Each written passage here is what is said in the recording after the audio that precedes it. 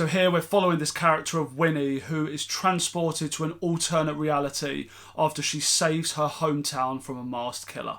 Hi, welcome back to my channel and my review for It's a Wonderful Knife. Now, this is another one of these movies that's doing a spin on a classic film. This one, of course, being It's a Wonderful Life. And this has kind of been a bit of a trend recently. I did actually review about a month or so ago now. I did a short review for Totally Killer, which was doing a very, very similar thing to here. And I actually had quite a good time with that movie.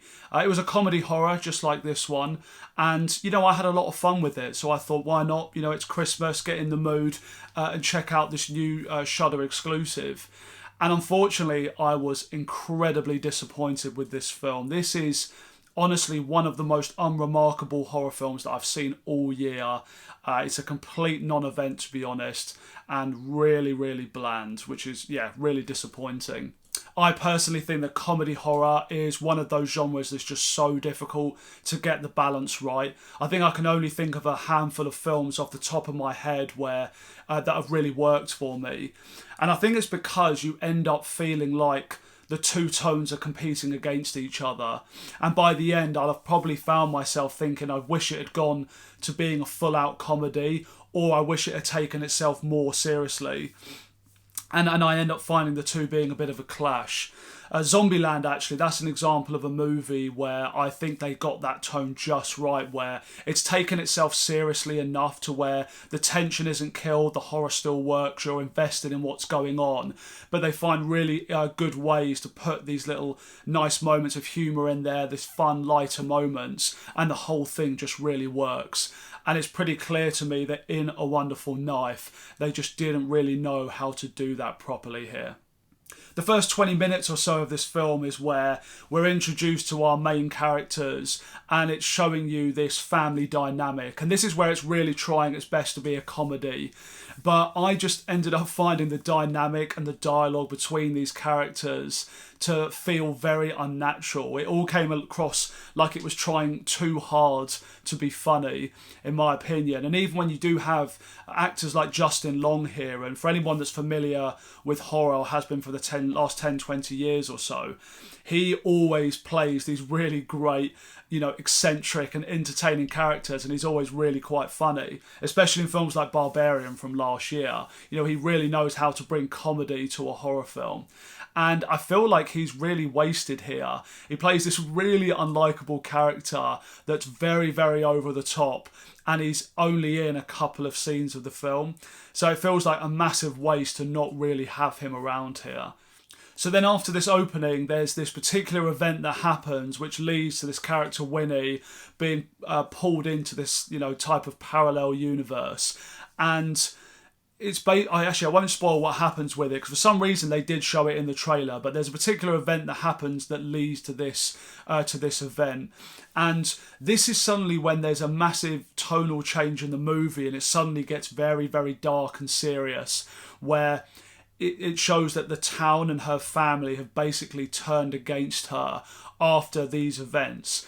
And to me, it's never really explained why. That's actually another negative about the film, that I found bits of it hard to follow because certain things were unexplained. It's not really a movie you can even have on in the background because there's just a number of little details that aren't clearly explained, so you end up just finding yourself a bit lost in parts.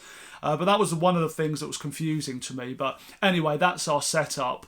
And it's basically showing you how the fact that she, in this alternate universe, wasn't there to save the town on this night, and now, you know, the town has turned to shit, basically, where everyone's, you know, depressed, people have turned to drugs, there's no stability with people, it's all gone downhill, pretty much. And again, this is where it gets into that, you know, the themes from going from the classic film about that, you know, that story about feeling valued and showing that you're important to others and everything like that.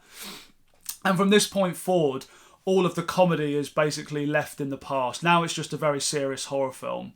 And at this point in the film, this is basically where it turns into a slasher. And I was hoping that I was at least going to be able to enjoy that, but I'm sorry, but it was so bland. It was so unengaging.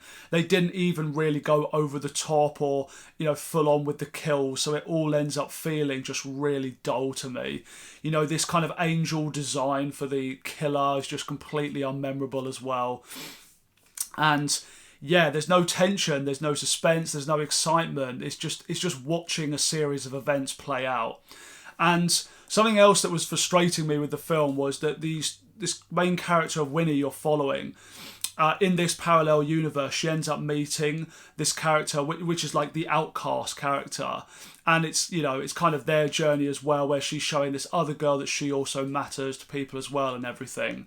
And rather than actually playing her as a proper outcast character, to me, she just seemed like this completely normal, sociable, good-looking, confident girl. And the only thing to show you that she's this outcast is by showing you a number of house parties where she's standing about 3 feet away from everybody else, which I just thought was really lame.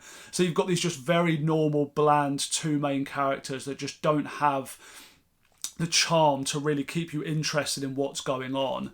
And the fact that you have actually Catherine Isabel here as well, and I grew up as a teenager watching Ginger Snaps, and in that film, her and her sister, they played the two outcasts perfectly. They're genuinely weird and different, but they just have a real charm about them as well. So even when it's getting into all the sort of teenage angst stuff, you do sort of feel quite invested in it because, as I say, they do just have a real charm about them. And there's just nothing of that with these two main characters here. So overall, pretty disappointed with this one, to be honest. And it's not even like I was expecting that much. If it had been just a fun movie like Totally Killer, I would have been completely happy with that. But even in comparison to that, this just felt really, really bland to me. And I would have preferred it also if they'd cut that final couple of minutes out where they sort of added on that cop-out twist. Like the message of the classic movie is the same as here, and I thought that was a perfectly fine ending and a note to leave it on. But add something in there that feels really lame and sort of complicates the rules of this universe to an even more ridiculous level. And I honestly think reviewers online are giving this one too much of a pass, to be honest. I mean, especially when you look at other slashers this year like Scream 6, that so many people gave really harsh reviews to. I mean, fair enough, okay, it's working with a bigger budget and it's a more well-known property, fair enough. But even still, like, if you watch these two against each other, I'm sorry, this is nowhere near in the same league as something like Scream 6. So, I honestly think once you've seen these final couple of reviews that are coming out for this film over the month of December, you're never going to hear about this ever again. It's going to be consigned to the dusty shelves of Shudder, never to be watched or appear anywhere again. So yeah, overall a really disappointing film. I can only give this one a 2 out of 5 rating. So please do let me know down in the comments what you thought of It's a Wonderful Knife if you've seen it. And also please do subscribe to the channel if you've been enjoying my content. Thanks a lot for watching this review, and I'll see you next time.